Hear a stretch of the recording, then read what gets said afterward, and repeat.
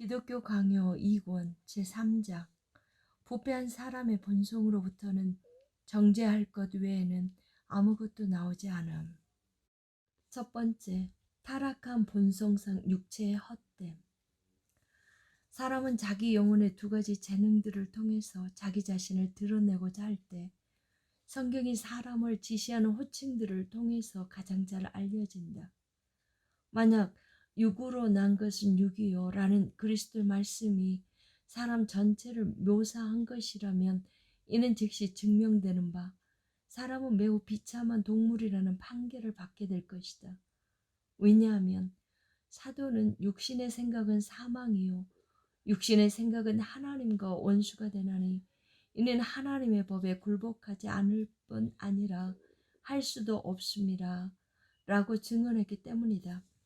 그렇다면 육체는 타락이 너무나 심하여 그 모든 정서에 있어서 하나님에 대하여 적개심을 품고 하나님의 법에 의해 동의하지 않으며 전국에는 사망의 기회 외에는 아무것도 나올 수 없게 되는가. 이제 사람의 본성에는 육체 외에 아무것도 없다고 가정하고 당신이 할 수 있는 대로 그것으로부터 무엇이든 선한 것을 추출해 내도록 하라. 육체라는 말은 오직 영혼의 감각적인 부분에 속할 뿐 더 고상한 부분에는 속하지 않는다고 변명하는 것은 그리스도와 사도들의 말씀과 매우 크게 충돌한다. 주님의 논법은 다음과 같다. 사람은 거듭나야 한다. 왜냐하면 그는 육체이기 때문이다. 여기서 그는 몸을 따라서 거듭나는 것을 가르치지 않으셨다. 그러나 영혼의 어느 부분이 교정된다 해서 거듭난 것이 아니며 그 영혼 전체가 갱신될 때에만 거듭나는 것이다. 두 본문이 자리한 반립이 이를 확장한다. 이와 같이 영혼이 육체와 대조되기 때문에 중간 것은 아무것도 남아있지 않다. 따라서 사람 안에 있는 무엇이든 영적이지 않은 것은 그 논리를 쫓아 육적이라고 불린다. 그러나 우리는 중생을 통하지 않고는 영적인 그 무엇도 가질 수 없다. 그러므로 우리가 본성상 지니고 있는 것은 무엇이든 육체이다. 그러나 바울은 이 사안에 대해서 가능한 어떤 의심도 우리에게서 제거한다. 그는 자기가 말했던 유혹의 욕심을 따라 썩어져 가는 옛사람에 대해 기술하면서 우리에게 심령이 새롭게 되어야 한다고 명령한다. 당신이 보듯이 그는 불법과 사악한 욕심을 감각적인 부분에서뿐 아니라 마음 자체에도 위치시키고 그 가운데 그것을 갱신을 요구한다. 사실 그는 조금 전에 사람의 본성의 형상을 그려 그 어느 한 부분도 부패하고 사악하지 않은 곳이 없다는 사실을 보여주었다. 게다가 그는 다음과 같이 기록한다. 모든 이방인이 그 마음에 허망한 것으로 행함같이 행하지 말라. 그들의 총명이 어두워지고 그들 가운데 있는 무지함과 그들의 마음이 굳어짐으로 말미암아 하나님의 생명에서 떠나 있도다. 이 말씀이 주님이 아직 자기 자신의 지혜의 올바름과 의의 올바름 두 가지 모두에 이르도록 새롭게 하지 않은 모든 자에게 적용된다는 점에 추호의 의심도 없다. 이는 또한 곧 첨가된 비교를 통해서 더욱 분명해진다. 거기서 그는 신자들에게 그들이 그리스도를 그같이 배우지 아니하였느니라 라고 충고한다. 이 말씀들을 통하여 과연 그리스도의 은혜가 우리를 저 눈먼과 그 결과로 초래되는 악들로부터 우리를 자유롭게 해주는 유일한 처방이라는 사실을 추론한다. 이사야도 그리스도와 그의 나라에 관해 이와 같이 예언하였다. 그는 다음과 같이 약속하였다. 어두움이 땅을 덮을 것이며 캄캄함이 만민을 가리려니와 여호와가 자기 교회를 위하여 영원한 빛이 될 것이니 여기에서 그는 오직 교회 안에서만 하나님의 빛이 솟아날 것이며 확실히 교회 밖에는 어둠과 눈먼 외에는 아무것도 남지 않을 것이라고 증언한다. 나는 사람들의 헛됨에 대하여 시편과 선지자들을 비롯한 모든 곳의 말씀들을 낱낱이 헤아리지는 않을 것이다. 다윗의 기록은 뛰어나다. 만약 사람을 헛됨과 함께 저울에 달게 되면 그는 헛됨 자체가 더 헛될 것이다.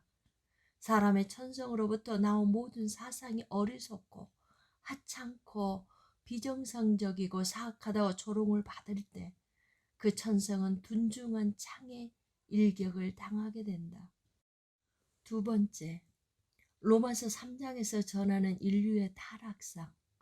육체는 부분적으로 생기가 남아있으나 영혼에는 전적으로 선이 결여되어 있음. 이에 못지않은 비난의 대상은 만물보다 거짓되고 심히 부패한 것이라고 일컫는 마음이다. 그러나 나는 간결한 것에 집중하고자 하기에 한 본문으로 만족할 것이다. 그 본문은 가장 맑은 거울과 같아서 그 안에서 우리는 우리 본성의 모든 형상을 깊이 헤아릴 수 있다. 사도는 인류의 교만을 물리치기 원해 다음과 같이 증언한다. 의인은 없나니 하나도 없으며 깨닫는 자도 없고 하나님을 찾는 자도 없고 다 치우쳐 함께 무익하게 되고 선을 행하는 자는 없나니 하나도 없도다. 그들의 목구멍은 열린 무덤이요 그 혀로는 속임을 일삼으며 그 입술에는 독사의 독이 있고 그 입에는 저주와 악독이 가득하고 그 발은 피 흘리는데 빠른지라 파멸과 고생이 그 길에 있어 그들의 눈앞에 하나님을 두려워함이 없느니라. 사도는 이러한 천둥 같은 말씀으로 어떤 특정한 사람이 아니라 아담의 후손 모두를 비난한다. 또한 그는 어느 한 시대나 다른 시대의 사악한 관습을 힐난하는 것이 아니라 인간 본성의 영구적인 오염을 정죄한다. 이렇듯 이 본문에서 그가 우도하는 것은 단지 사람들이 뉘우치지 않는다고 비판을 가하는데 그치는 것이 아니라 그들 모두가 오직 하나님의 자비로만 구출될 수 있는 피할 수 없는 재앙에 의해 억눌려 있음을 가르치는 데 있다. 우리 본성의 패망과 파멸에 입각하지 않고는 이를 증명할 수 없기 때문에 그는 이러한 증언들을 통하여 우리 본성이 더할 나위 없이 타락하였음을 확실하게 밝힌다. 이제 다음을 제고하자. 사람들은 그릇된 습관의 악에 의해서뿐만 아니라 본성의 타락에 의해서도 여기에 기술된 바와 같은 모습을 지닌다. 이것 외에는 사도의 논의가 명분을 얻을 수가 없다. 주님의 자비가 없다면 사람에게 구원이 없다. 왜냐하면 그 사람이 버림을 받았으며 팽개침 당했기 때문이다. 나는 사도의 증언들이 부적절하게 인용되지 않았음을 밝히고자 그 적합성을 증명하는 데 수고를 쏟지는 않을 것이다. 오히려 마치 그 말씀들이 선지자들로부터 취한 것이 아니라 바울에 의해 처음 주어진 것인 양 여기고 논의를 계속할 것이다. 먼저 사도는 사람에게 의, 즉 순전함과 순수함이 없다 하였고 그 다음 지성이 없다 하였다. 참으로 하나님을 찾는 것이 첫 번째 단계 지혜이므로 그로부터의 배교는 그에게 버림을 받은 모든 사람에게서 발견되는 지성의 결함을 증명한다. 또한 모든 사람이 삐뚤어지고 썩어버려 선을 행하는 자가 하나도 없다는 사실과 한번 악에 녹아든 자들이 각자 자기의 지체들을 더럽히는 방탕한 행위들을 한다는 사실을 덧붙인다.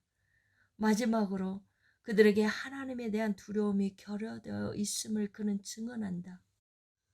우리의 발걸음은 그의 규범을 쫓아야 함에도 불구하고 말이다. 이런 특성들이 인류에게 선천적으로 부여되었다고 할진대 우리의 본성에서 어떤 선한 것을 찾는 것은 부질없는 일이다. 물론 나는 이 모든 방탕한 것들이 각 사람에게 다 나타난다고 인정하지 않는다. 그럼에도 불구하고 이 끔찍한 히드라가 각자의 가슴 속에 숨어 있다는 사실을 부인할 수 없다.